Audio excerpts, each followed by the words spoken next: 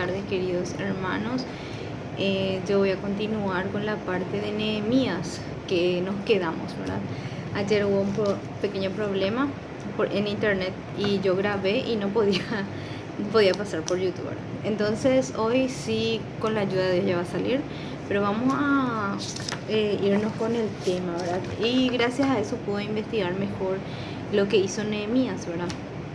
Nehemías fue un profeta que reconstruyó las murallas de Jerusalén, ¿verdad? Las puertas de Jerusalén y algunos barrios en Jerusalén, ¿verdad? Y también lo que más me llamó la atención de Nehemías fue que él trabajó en equipo. Y también cuando culminó pero lo que él hacía era respetar el día de reposo, ¿verdad?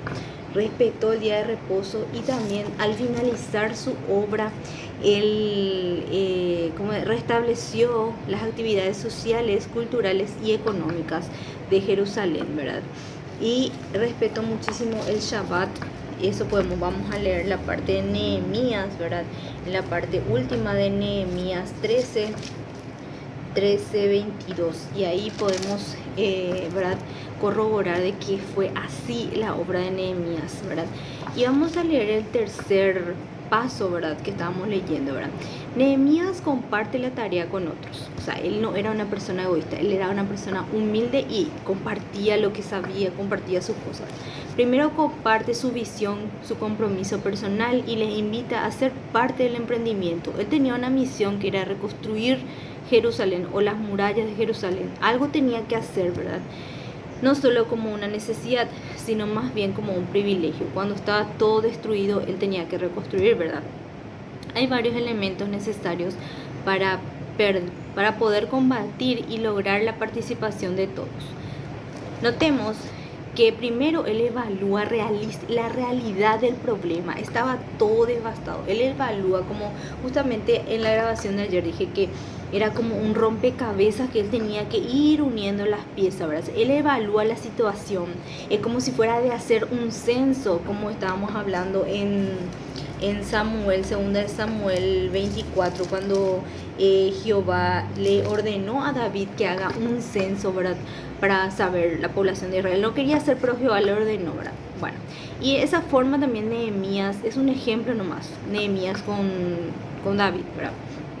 De esa forma también Nehemías tenía que unir ese rompecabezas. Él tenía que ser muy realista porque la situación era catastrófica, ¿verdad? No se hacía también falsas ilusiones porque podía fracasar en el intento de reconstruir las murallas. Él no se hacía falsas ilusiones también. Y la situación era desastrosa, así que él le transmite. También notemos que al compartir el gran plan que él tenía, ¿verdad? Definitivo para poder llevar adelante la tarea, esto implica que sabe a dónde él tiene que llevar. Esto implica que él tenía planificado, él era una persona muy ordenada, le gustaba hacer las cosas bien, ¿verdad? Donde él quería llegar y con qué quería llevar y con quiénes también quería llevar, porque decía que en esta parte decía que él trabajaba en equipo, ¿verdad? Él se involucra sabiamente, involucra a las autoridades y a los líderes naturales. También involucra a la familia, a los diferentes profesionales también, y en lugares y en las tareas en las que serán eficientes. Bueno, le dice que se le devuelve otra vez un ministerio a las personas. Bueno, ve a la persona, a los israelitas, a la familia tal, le da un ministerio. A tal cosa le da un ministerio. Esa era la función de Nehemías. Por eso en aquella época él era un gran profeta, por eso. Noten cómo resalta que el muro les dará protección a las propiedades recibidas de sus antepasados. Él quería proteger las propiedades de sus antepasados, ¿verdad? Como herencia de Dios. Y dará seguridad a las familias, trabajo, y cada uno sobre las cosas honrarán a Dios al Altísimo. Pero lo que era la exigencia que Dios le pedía era guardar así a rajatabla el mandamiento de Dios. Tal vez sea porque no se le transmite la visión, no se le motiva, no se les compromete con el llamado de Dios. ¿Cuántos pastores, presidentes de comisión y departamento? Él decía que tal vez las personas no rinden al 100% porque no se le compromete, no se le da una tarea para el llamado que tiene. Por ejemplo, si yo tengo este llamado de predicar de este medio, entonces tengo que cumplir mi ministerio, ¿verdad? Quizás Dios me llamó para ser lo que estoy haciendo, ¿verdad? Y quizá el levita tiene que seguir siendo levita, ¿verdad? Entonces a mí me llamó Dios la parte de ministración, ¿verdad? A las almas, ¿verdad? Entonces si yo ministro, quiere decir que tengo que seguir ministrando más y dar más a más personas que conozcan el canal, ¿verdad? Y entonces de la iglesia quedaron, abandonaron su visión y su misión. Bueno, dice acá comparan con algunos gobernantes, algunos pastores que se dejaron estar por la situación actual. Sin embargo, acá dice que tenemos que actuar como actuó Nehemías, ¿verdad? Él fue sabio, ¿verdad? Y algunos gigantes como Sansón realizan tareas solitariamente, ¿verdad? Algunos, pero consiguen logros demasiado pocos. ¿Por qué? Porque hacen de manera solitaria, no hacen en forma grupal. No vas a conseguir nunca una cosa mayor si trabajas solo, ¿verdad? O sea, tienes que trabajar en forma grupal. Pero diferente será cuando todo el grupo, toda la iglesia participa activamente de alguna manera, ¿verdad? Se compromete. Yo, por ejemplo, tengo esta misión de entregar más folletos de Dios, por lo menos alguna carta, alguna persona hoy día quiere recibir. Antes yo hacía eso y por el tema de la pandemia ya me quedé asustada y no hacía, no hago más, ¿verdad? Pero ahora me comprometo a hacer, ¿verdad? Entonces, el cuarto, Nehemías supera todas las dificultades. Cualquier tarea tendrá sus problemas. Él sabe, es muy consciente también, es muy inteligente porque él supera todas las tareas, tendrá sus problemas, dice, y limitaciones e impedimentos. Y más cuando se trata de algo positivo, algo que se va a glorificar a Dios. Siempre va a haber algún impedimento cuando vos querés hacer algo bueno. Siempre va a haber trabas en el camino, como tuvo Nehemías. Nehemías tuvo una oposición de sus enemigos, tanto externo como interno, ¿verdad? De turno, que eran sus grupos étnicos que se aprovecharon de la debilidad de los judíos y se instalaron alrededor de Jerusalén. Ustedes pueden leer Nehemías, justamente vamos a leer, me intriga, lo que vamos a leer ahora es Nehemías, Jeremías, porque son profetas que más o menos que lucharon en tiempos que estamos pasando nosotros. Nehemías y Jeremías, entonces va a ser el tema de que vamos a estar tratando, ¿verdad? Nehemías tuvo que luchar contra mercaderes, contra grupos étnicos que le hacían como si fuese que le hacían la manifestaciones, algo así más o menos era de esa época, ¿verdad? Entonces, con sus vecinos territoriales, algunos también que eran leales al imperio. Esa oposición fue tenaz, amenazante y constante. Se usaron intrigas políticas, presión socioeconómica, denuncias, traición del imperio, invasiones militares, y también surgieron oponentes adentro. Varios líderes judíos estaban también con un complot con el enemigo. O sea, varios judíos se enojaron con él y se fueron a hacer un complot contra él, ¿verdad? Después tuvo unos obstáculos. Decía que había algunos que hacían su trabajito interno, cuchicheaban entre ellos y hacían un complot contra Nehemías, ¿verdad? Y después, para desanimar al pueblo, ¿verdad? Y acrecentar los obstáculos y clamar que él estaba loco y que era imposible su trabajo, ¿verdad? Todo por intereses mezquizos, enlaces familiares, corruptos y falta de vida espiritual. Estos proporcionaban el boicot y aterrorizaban a la gente y cuestionaban las autoridades de Nehemías, la legitimidad del proyecto. Qué triste es cuando la oposición viene de la misma casa, o sea, de la misma casa de Israel. Él tenía persecución. Nosotros también somos culpables de impedir la realización de la obra del Señor, que nosotros estamos cuestionando todas las cosas que ocurren en vez de poner un granito de arena. Le hablaste a tu vecino, le diste un folleto a alguien, le motivaste a alguien, hablaste con tu familiar que está en necesidad, que está enfermo, alguna persona que está enferma que necesita, ¿verdad? Qué triste es cuando la oposición viene de la misma casa. Nosotros también somos culpables de impedir la realización de las obras del Señor en nuestro grupo, en nuestra comunidad, en nuestro entorno. Lo hacemos con nuestro silencio. Esa es la forma de impedir que Dios se manifieste en nuestras vidas, callándonos. Jeremías es lo que se cayó y por eso Dios le atormentó. Y yo también ayer me callé por motivos, ¿verdad? Por motivos, esos motivos que le expliqué, ¿verdad? Pero después Dios me atormentaba para poder decirle lo que Nehemías, no es que se acaba todo, sino que cuando haya paz y seguridad en la tierra, ahí vendrá destrucción repentina y ahí vendrá el fin, dice. Quiere decir que es... también esa falsa paz va a ser un engaño. ¿Por qué? Porque la persona va a pensar, ya no sacamos las mascarillas, ya se acabó todo, y ahí se van a ir.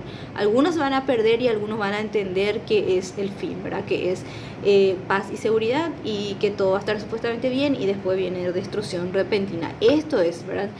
Bueno, él supo vencer, Nehemías supo vencer las dificultades. Primero se dedicó mucho a la oración, como estábamos hablando en un programa, como estaba viendo un programa ayer que decía una hermana de Uruguay, que se dedicó mucho a la oración y a guardar mucho el Shabbat, el día de reposo, ¿verdad?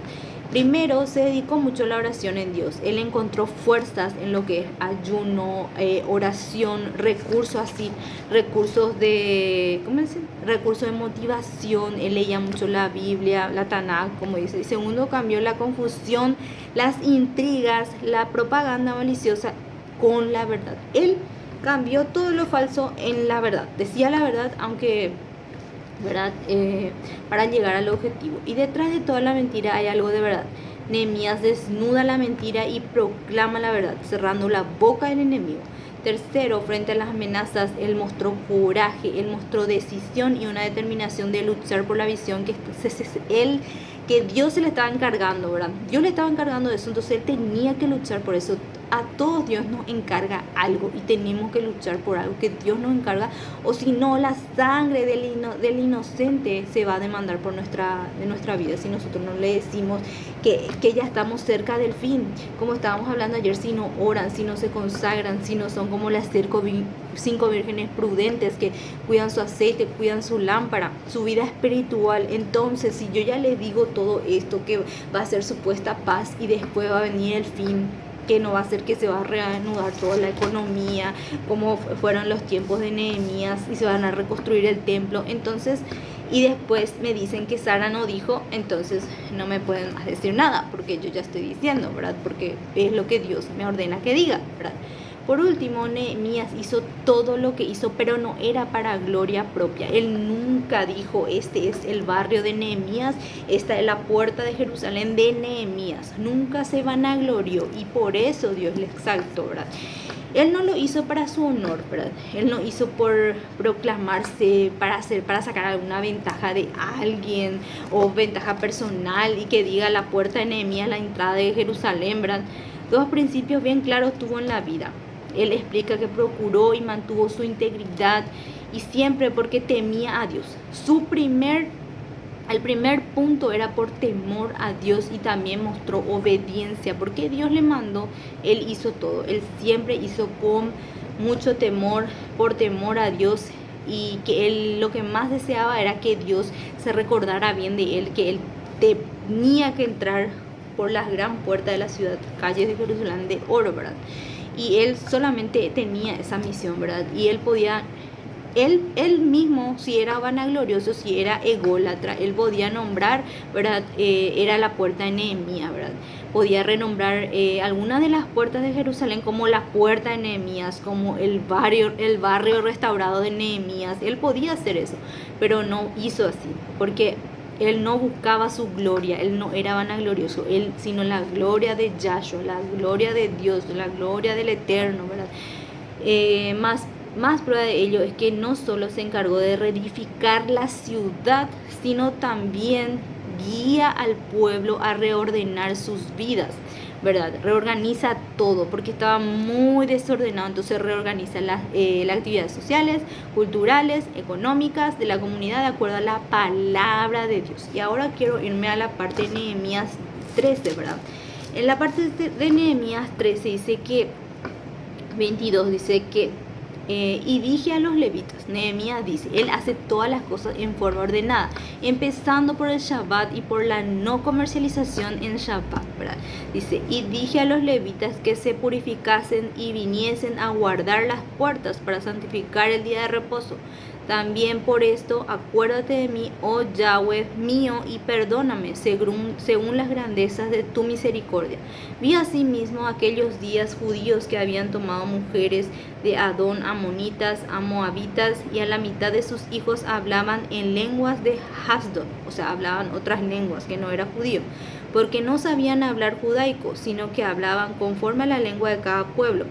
Y reñí con ellos y los maldije, y herí a algunos de ellos, y le arranqué sus cabellos, y le hice jurar, no dijeres nuestra hija. Quiere decir que vamos a hablar muy profundo, quiere decir que él le hizo estudiar a todo hebreo, ¿verdad?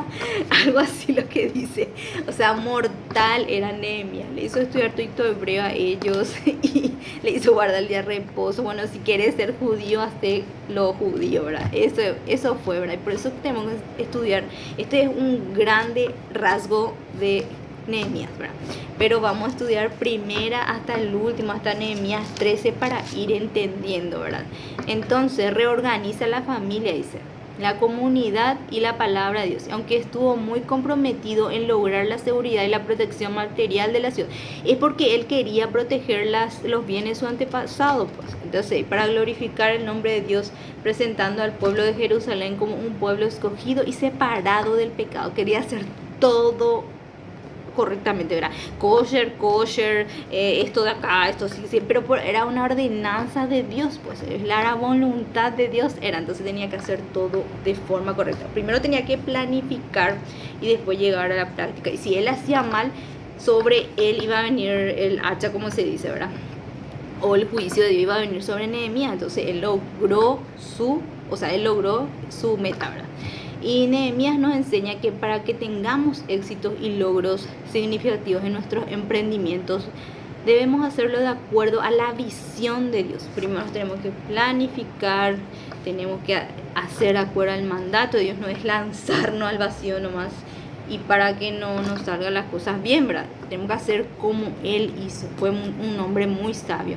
Por eso vamos a ir estudiando desde el capítulo 1 de Nehemías, y también vamos a estudiar Jeremías. Pues yo le estaba pidiendo a Dios qué tema es lo que tengo que tratar, y justo estoy leyendo Nehemías y Jeremías, y les puedo asegurar que es casi lo mismo que lo que estamos viviendo hoy en día. Y si ustedes pueden leer también, no sé, ¿verdad? En dependencia total de Dios, él dependía totalmente de Dios, era un compromiso, era un llamado, y de su poder inagotable, y también no era vanaglorioso, y no era todo era para la gloria de Dios, ¿verdad? Superando todas las dificultades, y él superó todas las dificultades para glorificar al Padre, Señor, y a Yahshua, a Yahweh, como se dice, todo era eso. Hasta los levitas otra vez puso en su lugar, puso todo, reedificó todo, ¿verdad? Las ciudades, todo, ¿verdad? Pero no era para gloria de él, sino para gloria del Eterno. Y ese es el mensaje de hoy para ustedes, y mucha paz de Dios en su corazón, y le pido unas disculpas por no explicar bien lo que es la mezuzá, y también por no estar grabando porque estaba un poco ocupada, ¿verdad?